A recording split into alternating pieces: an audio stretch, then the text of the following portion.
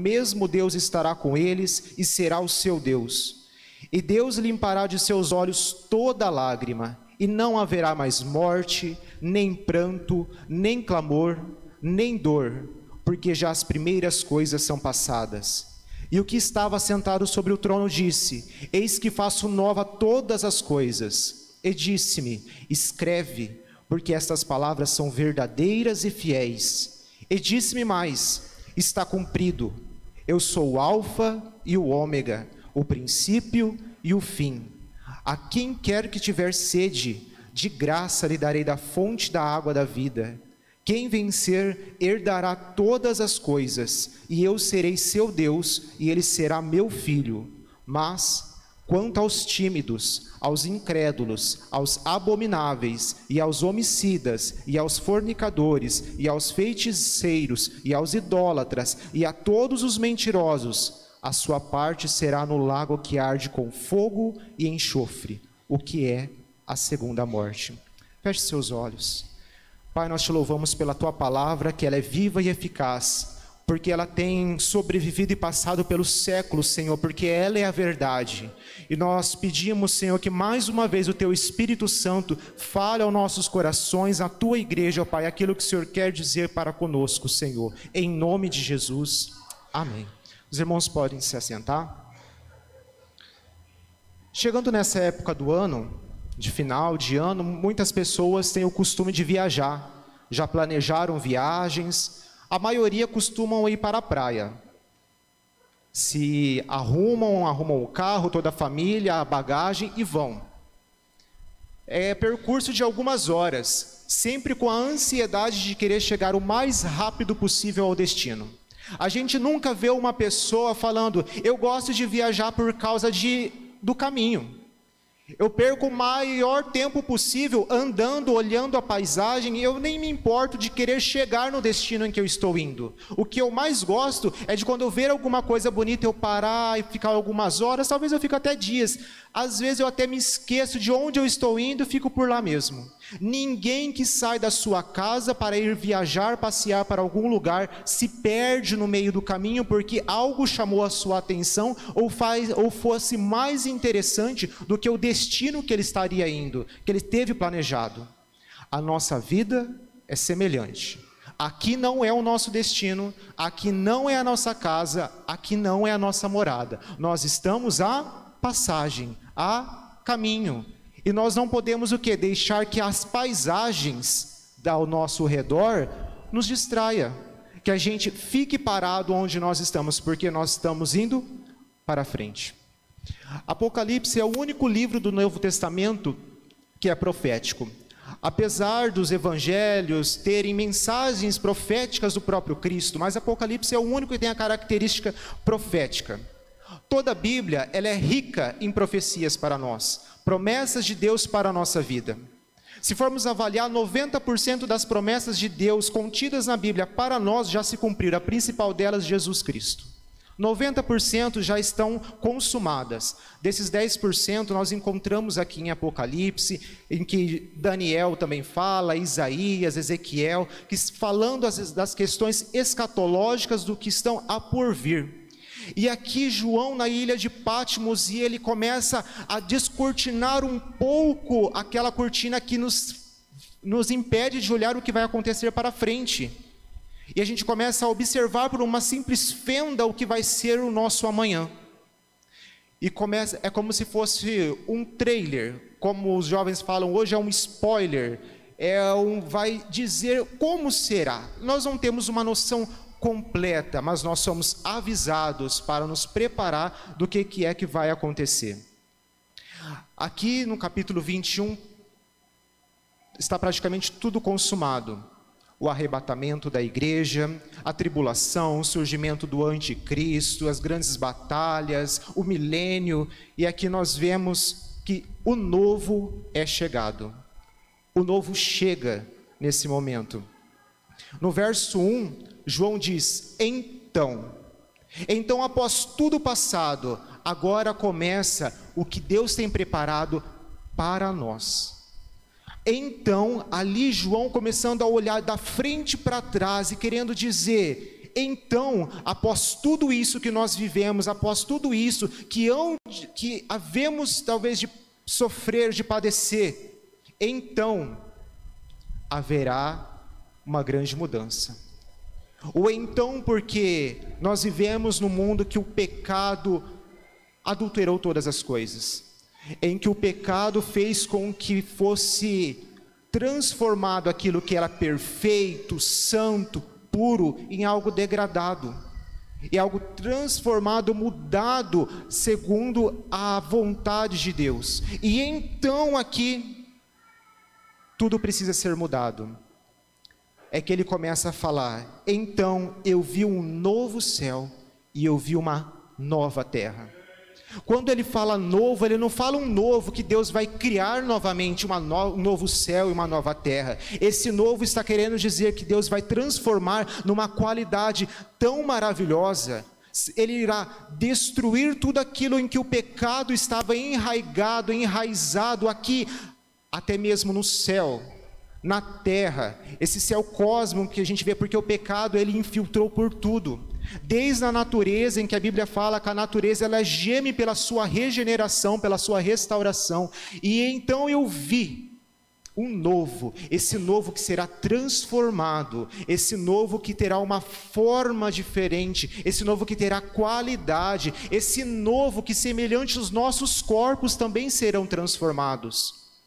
Porque quando a trombeta soar, aqueles que morreram em Cristo ressuscitarão primeiro, e em seguida, aqueles que estiverem vivos serão levados com o Senhor nos ares, terão seus corpos transformados. Este corpo que nós temos, semelhante como o céu e a terra, também serão novos, serão transformados, porque não haverá mais a possibilidade de interferência, de tentação, de domínio do pecado sobre nós, sobre toda a criação. Tudo aquilo em que o diabo enraigava está no nosso meio. Por mais que estamos em Cristo, somos tementes a Deus, mas ainda sofremos as investidas de Satanás. Mas o novo corpo, com o nosso novo corpo glorificado, semelhante ao de Jesus Cristo, nós não teremos a possibilidade do pecado.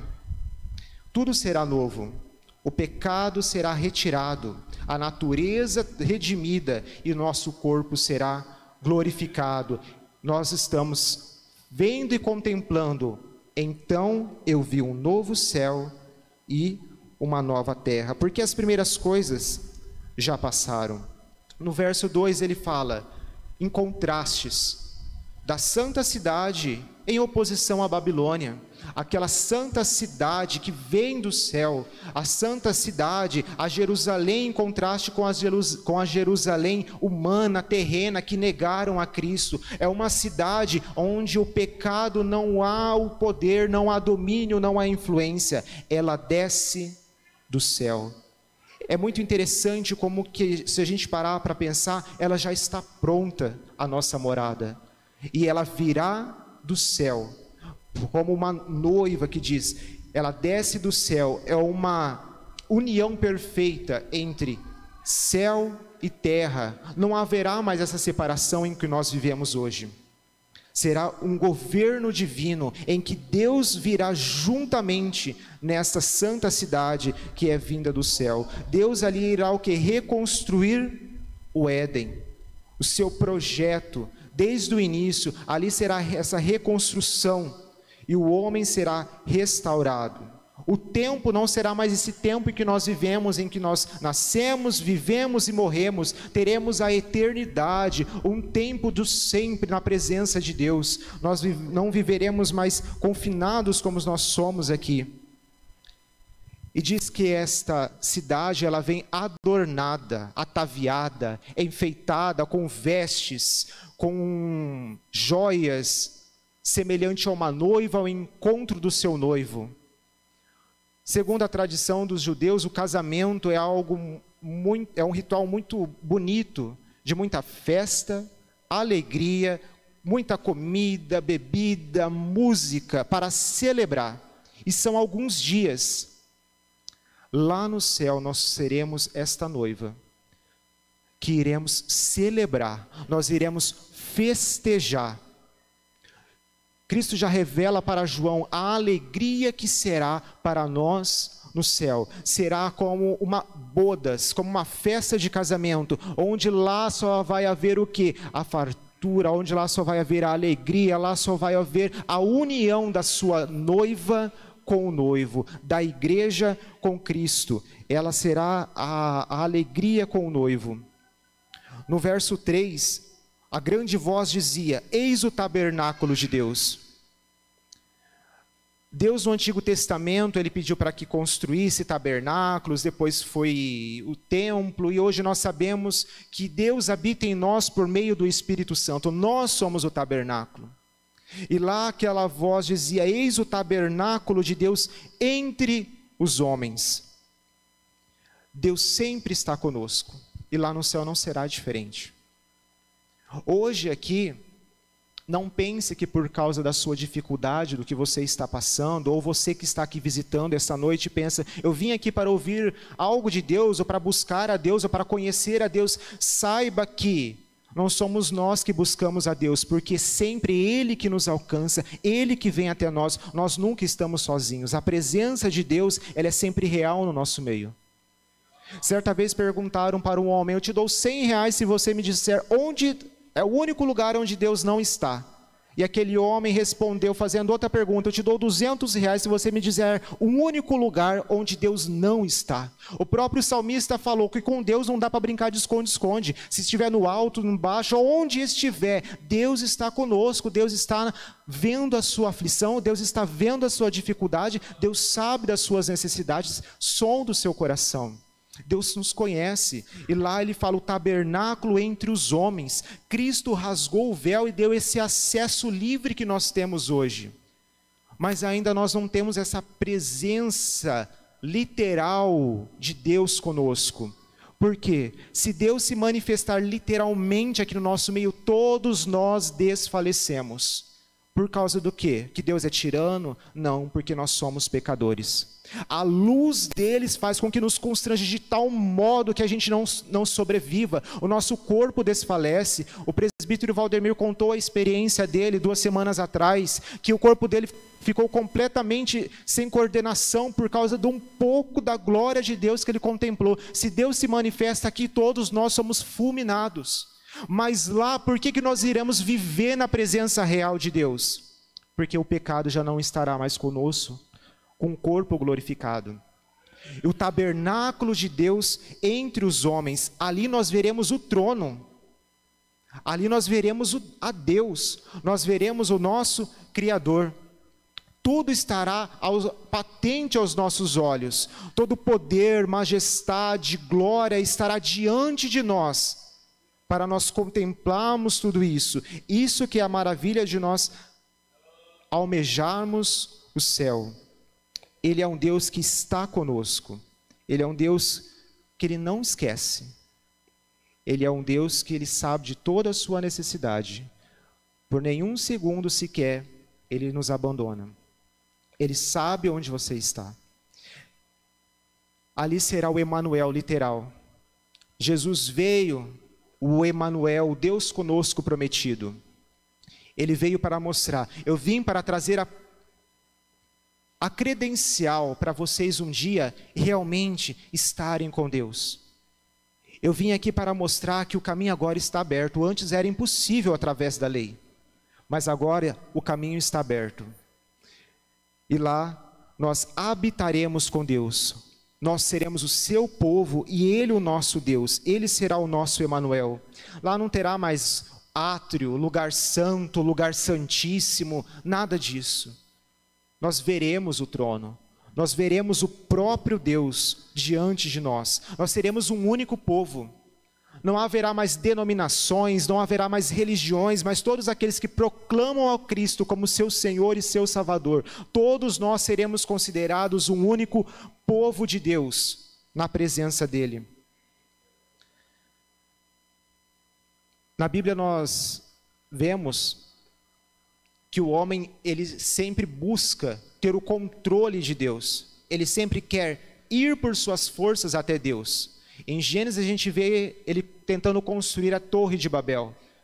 Vamos tentar construir uma torre que a gente chega até o céu. Quando a gente precisar de alguma coisa, a gente corre até Deus e Ele dá uma ajudinha para nós. Quantos de nós, quantos seres, quantos homens da nossa sociedade atual que entendem assim, eu não preciso de Deus, eu sou autossuficiente, ou se escondem atrás de uma religiosidade, eu sou assim mesmo, eu me garanto, mas aqui diz que Deus é quem desce. Deus não fala, eu vou levar vocês. A cidade já está com vocês e eu vou fazer com que vocês venham até mim. Nós não temos capacidade de subir meio metro para chegar até Deus. Se não for Deus vir até nós, nós nunca chegaremos até Ele. Se não fosse a tua graça, a tua misericórdia, o seu amor em enviar a Cristo, nós nunca chegaríamos até Deus. Nós nunca teríamos esse acesso. Nós só fazemos o que fazemos em resposta a tudo aquilo que Deus já fez primeiro para nós. Tudo aquilo que a gente faz é em resposta, é responsivo. A gente louva, ora, prega, vive, evangeliza, porque Deus já fez primeiro por nós. A gente não precisa fazer nada para acrescentar algo na nossa salvação, algo na nossa vida. Tudo aquilo que Deus fez para nós já é o necessário. Nós não temos que fazer nada. E Deus viverá conosco ali. Que diz, Ele viverá com eles. O que faz o céu ser o céu é a presença de Deus. Nós almejamos o céu por causa da presença de Deus. Nós não queremos ir para o céu porque as ruas são de ouro, os muros são de pedras preciosas, por causa da árvore da vida, da fonte da água da vida. Não é por causa disso. Nós queremos ir para o céu porque é lá onde Deus está. Onde Deus está, é lá onde nós queremos ir. Por isso que quando nós temos esse almeja que nós cantamos, Maranata, ora vem Senhor Jesus, porque se aqui eu não consigo encontrar tanto da presença de Deus, porque eu sei que Deus está no céu, e é para lá que eu quero ir, então Senhor Jesus, venha Jesus. E qual é a motivação que nós estamos hoje dentro da igreja? Para que nós viemos para a igreja? Para que nós vivemos? É para Deus? O nosso real motivo para ir para o céu é porque a presença dele está lá. Se eu canto na igreja é para louvar a Deus, se eu toco na igreja é para louvar a Deus, se eu venho ao culto, se eu participo de algo, qual é o propósito? Se não for por causa da presença de Deus, de buscar a Deus, há algo errado ali. Há algo errado. Por exemplo, se você vai fazer uma viagem na casa de uma pessoa, um conhecido, e você gosta de ir porque essa pessoa mora numa cidade grande ou no litoral, só por causa disso, você precisa rever a sua consideração de amizade. Você não está indo talvez lá por causa dessa pessoa. Qual é o motivo que você tem vindo à casa do Senhor? Qual é o motivo que você tem dito, eu sou crente, eu sou evangélico, será que é moda? Será porque é um grande movimento? Se não for por causa de buscar a presença de Deus, de almejar num dia buscarmos e habitarmos essa santa cidade, nós precisamos rever os nossos conceitos. Precisamos voltar à Bíblia, porque o diabo, o que ele quer é fazer com que a gente se distraia no meio do caminho, olhando as paisagens desse mundo, para que a gente não chegue na nossa casa. No verso 4 ele diz, enxugará dos teus olhos toda a lágrima. Nós nascemos chorando, vivemos chorando e morremos chorando. A lágrima, ela permeia toda a vida do ser humano, porque nós somos sentimentos também, e os sentimentos fazem com que aflore as lágrimas. Mas lá diz que toda lágrima ela será enxugada. Ali não haverá mais morte, nem pranto, nem clamor, nem dor. Na santa cidade não haverá funeral, não haverá enterro, não haverá cemitério, não haverá motivo para clamar algo, para se entristecer, para chorar, não haverá mais dor. Mas lá só vai haver a alegria. Onde Deus está, não há nenhum resquício daquilo que Satanás inflige sobre a nossa vida. A lágrima que você tem chorado aqui No próprio Apocalipse diz que há uma taça que Deus está guardando toda ela. Seja ela por clamor, por oração, Deus está guardando, Deus está vendo. E neste grande dia toda lágrima será enxugada. E nós iremos se esquecer, deixar para trás tudo aquilo que nós vivemos durante esse caminho. O caminho às vezes é de tristeza, é de choro, é de angústia, dificuldade. Mas não fique no caminho. Não se distraia. A nossa casa não é aqui. O nosso destino não é aqui. Enxugará toda lágrima. Aqui na terra não tem tristeza que o céu não possa curar. Tudo que nós sofremos aqui, lá a alegria será muito maior. Lá o gozo será muito maior. A festa será muito maior. Porque aqui não é o nosso lugar. Nós somos forasteiros, peregrinos, e não devemos nos acostumar mesmo aqui. Não devemos. Aqui nós devemos desejar igual Paulo, se morrer para mim tanto faz. Cristo, a morte. Porque a terra, a gente entende que jaz no maligno. No verso 5, ele nos diz: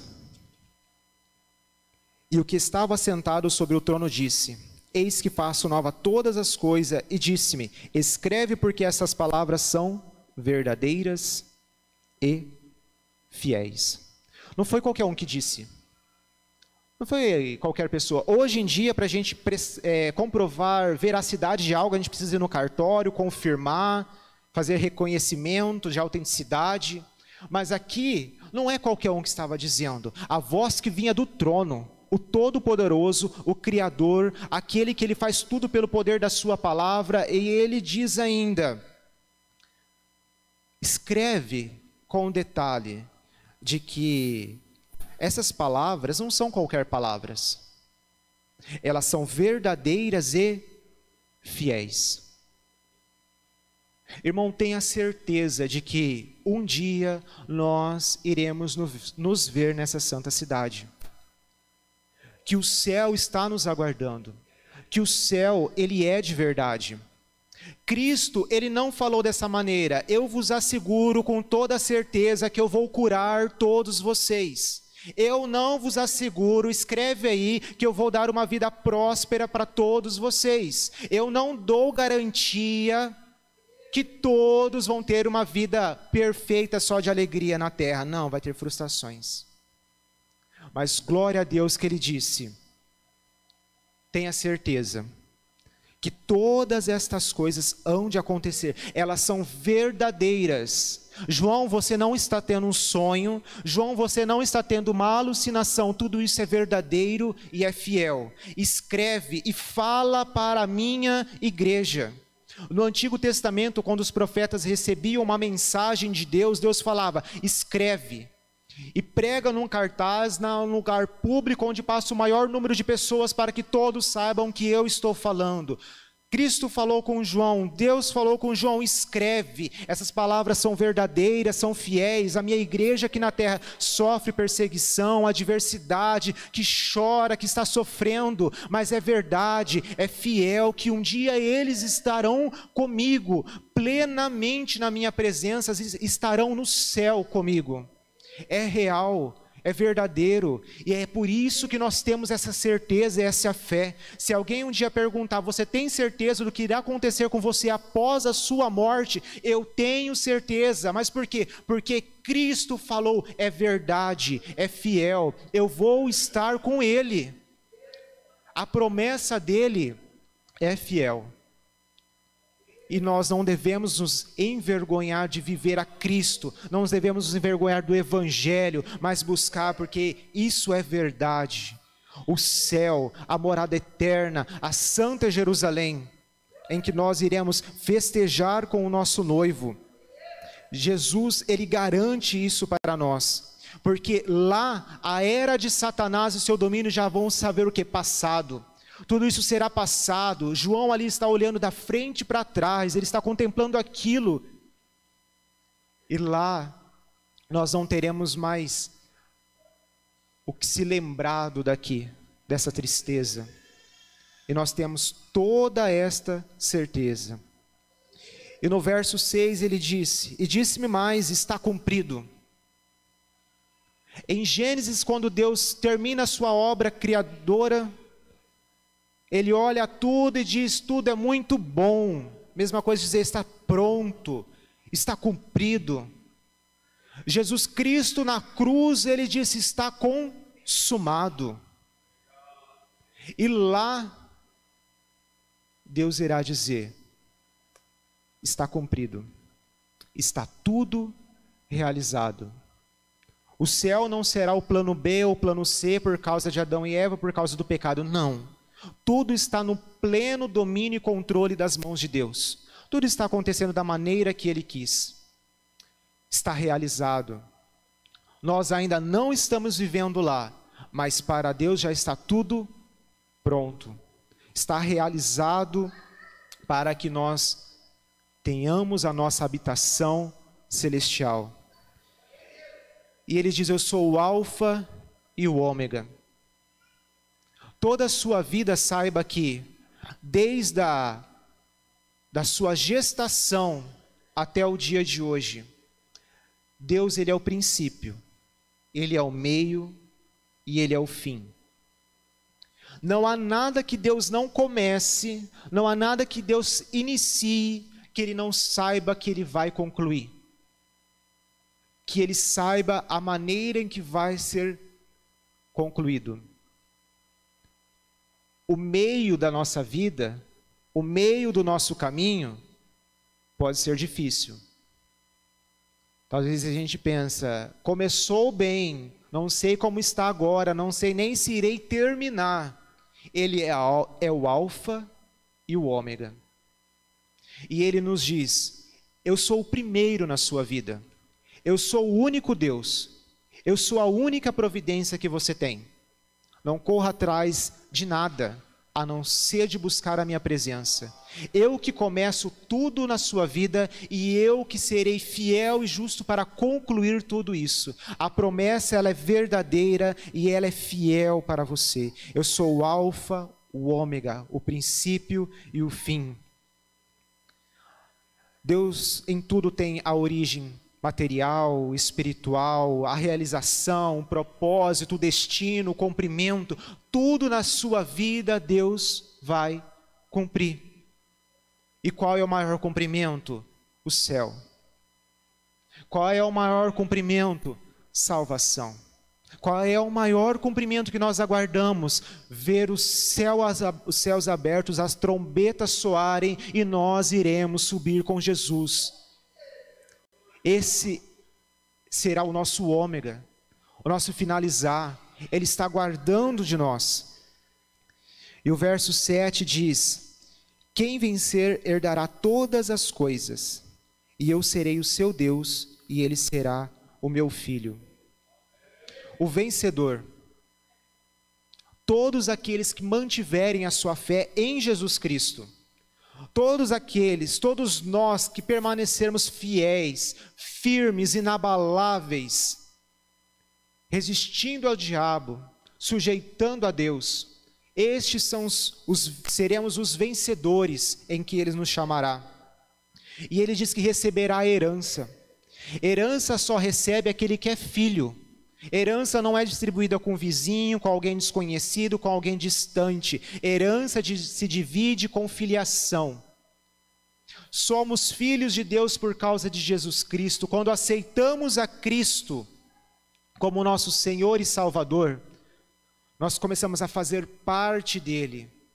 Quando nós celebramos a ceia, participamos da ceia, dizemos que somos um com Ele. Cristo começa a ser formado em nós. Cristo começa a ser duplicado dentro de nós. Nós começamos a parecer com Cristo, a amar como Ele, a ser humilde como Ele, a amar a Deus como Ele ama. Somos semelhantes a Cristo. Somos filhos. E esta é a herança que nós teremos. É a herança que nós recebemos por sermos a semelhança de Cristo.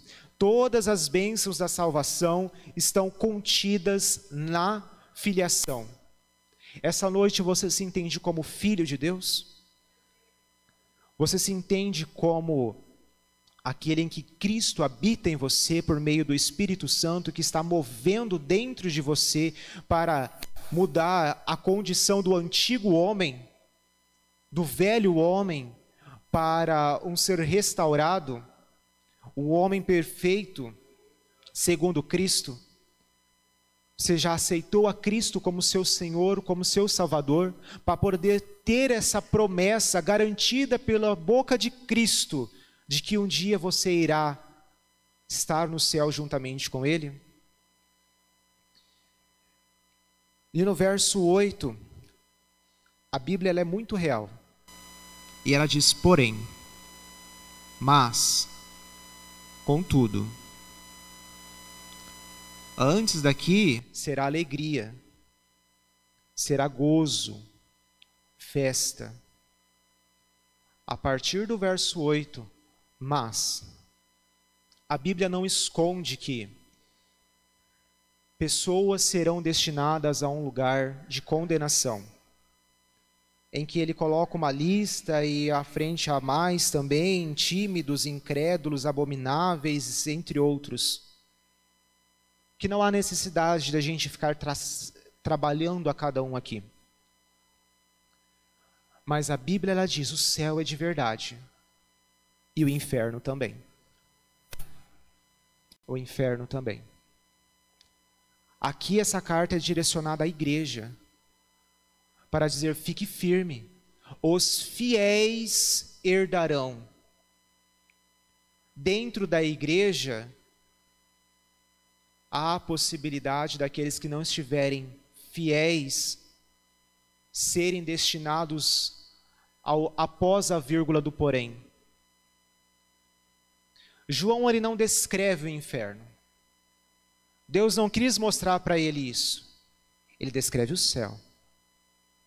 Mas ele não esconde a condenação. Por isso, não vamos nos distrair com as paisagens no caminho que estamos percorrendo. Não vamos pegar como a clássica história do peregrino. Não vamos pegar atalho. A nossa morada não é aqui. O propósito da nossa vida não é aqui. Nós somos chamados para algo muito maior, para vivermos com Deus, para estarmos com Deus. E sabe por quê? Por causa do amor que Ele tem por nós. Nós não merecemos estar lá.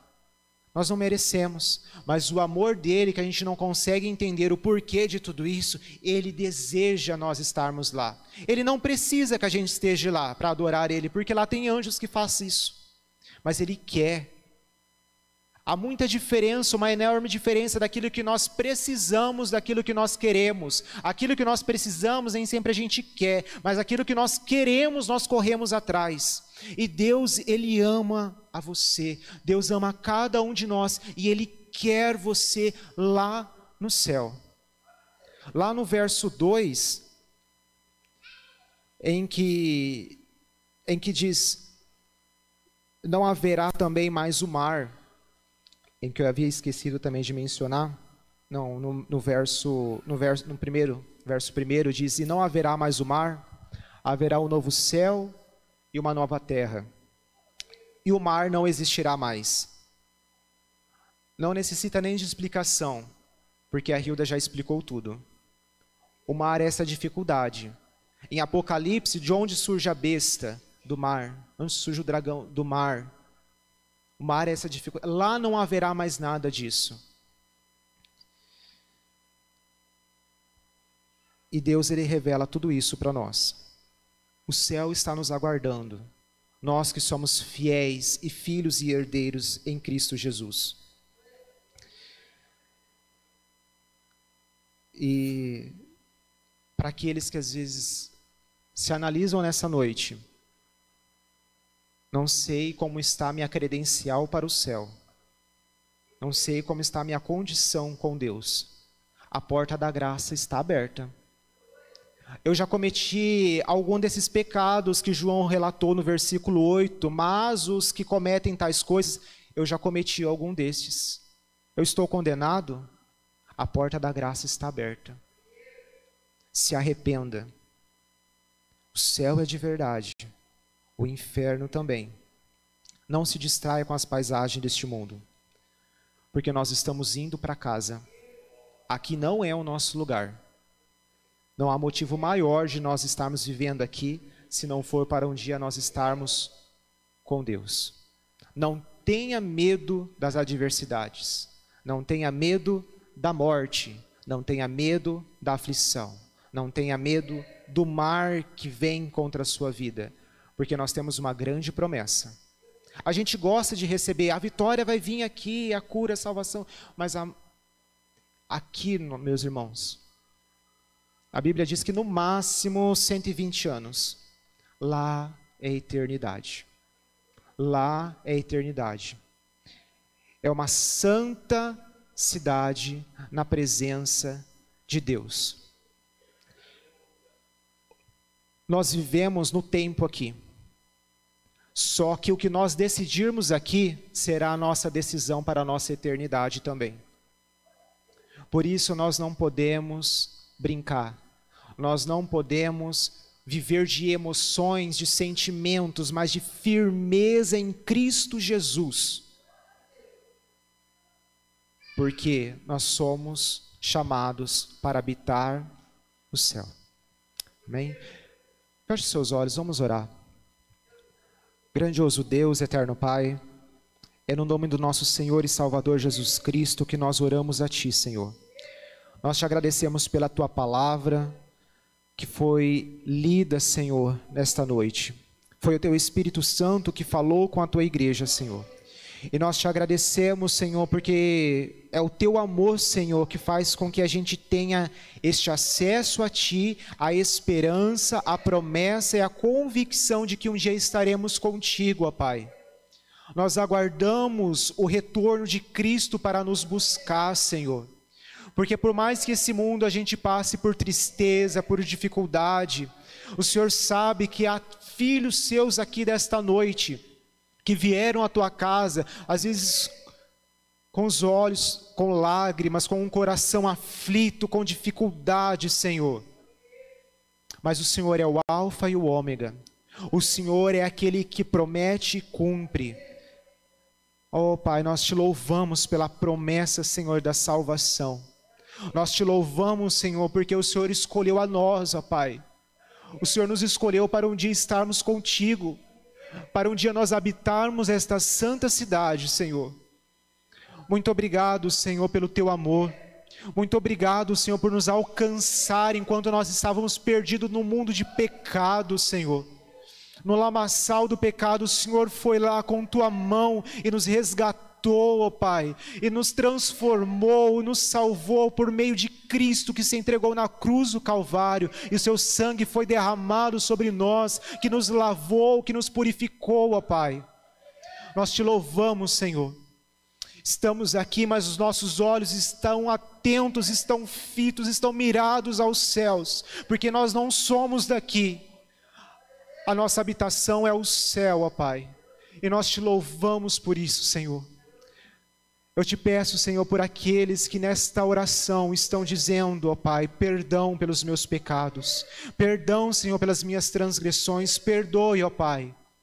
Ou aqueles que estão aceitando a Jesus essa noite como Senhor e Salvador da sua vida, porque entenderam e reconheceram que a vida não termina aqui, que não há vida após a morte, mas a vida após a vida.